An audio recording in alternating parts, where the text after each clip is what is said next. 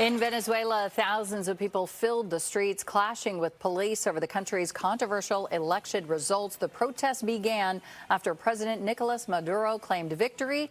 Opposing candidate Edmundo Gonzalez says his campaign has proof that he is the true winner of the election. Amid the shakeup, the U.S. and several other countries are calling for transparency. Joining us now to talk about the situation in Venezuela is Andres Quintero, professor in political science at Evergreen Valley College in San Jose. Professor, thank you for joining us. Thank you for having me. First, let's talk about the chaos, certainly reminiscent of the January 6th attack of the U.S. Capitol over election results. So should the U.S. get involved here, and to what extent? Well, we have to remember that part of the easement of sanctions from the current administration, was based on free and fair elections. And so that is concerning, that if we go out there and we make arrangements with other countries to promote democracy, and we don't follow through, we might see a pattern in the future.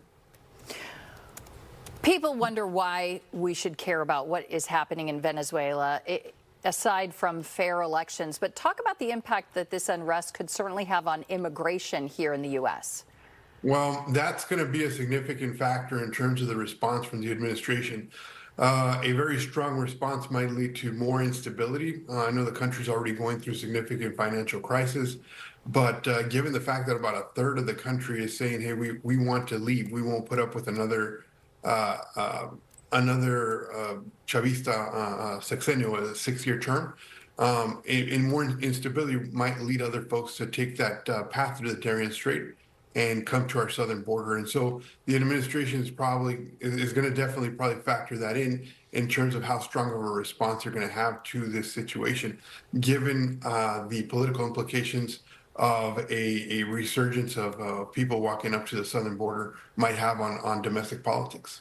Explain, if you will, for all of us, the two main differences between these two candidates.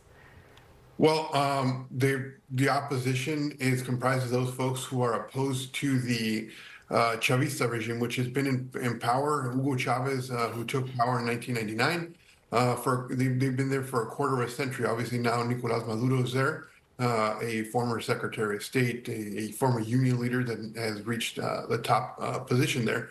And so they form what is considered a leftist bloc that's supported by Russia, by China, who's congratulated the current regime, and then the opposition, who is a coalition of essentially everybody else, who's come together to oppose the current regime led by Nicolas Maduro. Basically, anybody who doesn't believe in their Chavista ideology that is firmly on the left. Given the global impacts and then also the immigration impact here in the U.S., do you expect the presidential candidates, Kamala Harris and Donald Trump, to weigh in on this situation on the campaign trail? I think it's going to either way, somebody's going to step in and use this. More than likely, we will see if Kamala Harris doesn't step in and talk about this, then she's going to be forced to when candidate Trump is going to raise the issue. In one way or another, it's going to come to the fore, and they're going to have to deal with this. All right. Thank you so much for joining us. Professor Andres Quintero from Evergreen Valley College in San Jose. Thank you again for your insight and information. Thank you for having me.